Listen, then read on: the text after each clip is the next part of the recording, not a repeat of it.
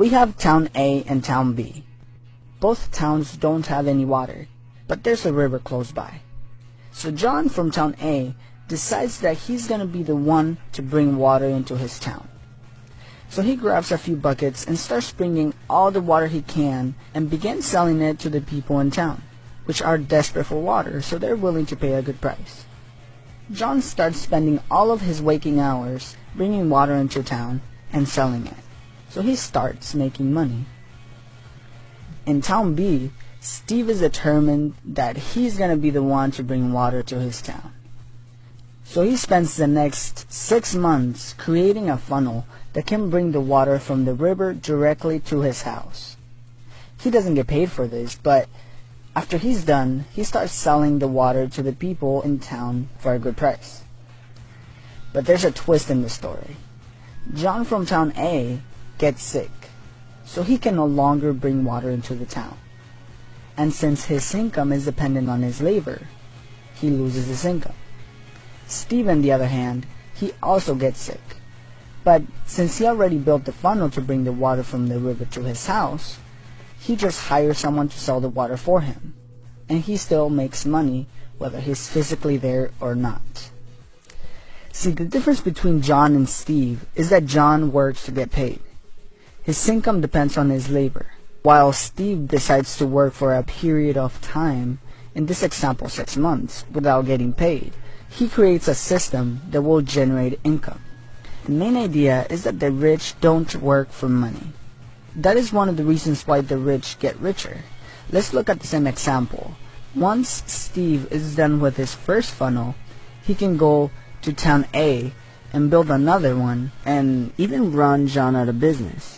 And then he can go to town C and do it again, and then town D and E, and on and on and on. And he will be generating income from all of these funnels. This is actually called an asset, which I explain in more detail in my other Rich Dad Poor Dad video. So while John has to work every single day to earn his paycheck, Steve earns his, even if he is not physically there. So again, when most people work for money, the rich build systems to generate money for them. Robert Kiyosaki explains that our financial lives are run by two emotions, fear and desire. The fear of not having money and not able to pay our bills makes us go find a job, which is perfectly normal and it happens to most of us. So then we get a job and start making money. Then desire kicks in. And we start thinking about all the cool things that we can buy. We start thinking about those new Jordans that just came out. We start thinking about that car that we always wanted. And then we spend all of our money. So the fear of not having money kicks in again. And then a pattern is created. We work, we get money, we spend it. And then we're back to square one every month. This is what is called the rat race.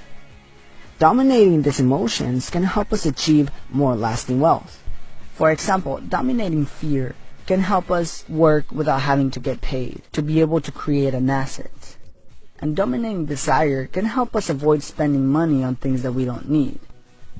So pay attention how fear and desire play a role in your financial situation and avoid the rat race. Lastly, if you read the book, you know that Robert Kiyosaki did not listen to his real dad when it came to money. He learned from his friend's dad, who knew more about being rich, which he then called Rich Dad.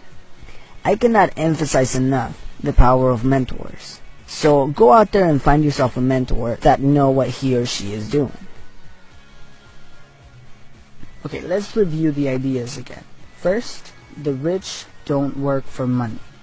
Second, don't let fear and desire run your financial life. And third, find yourself some mentors.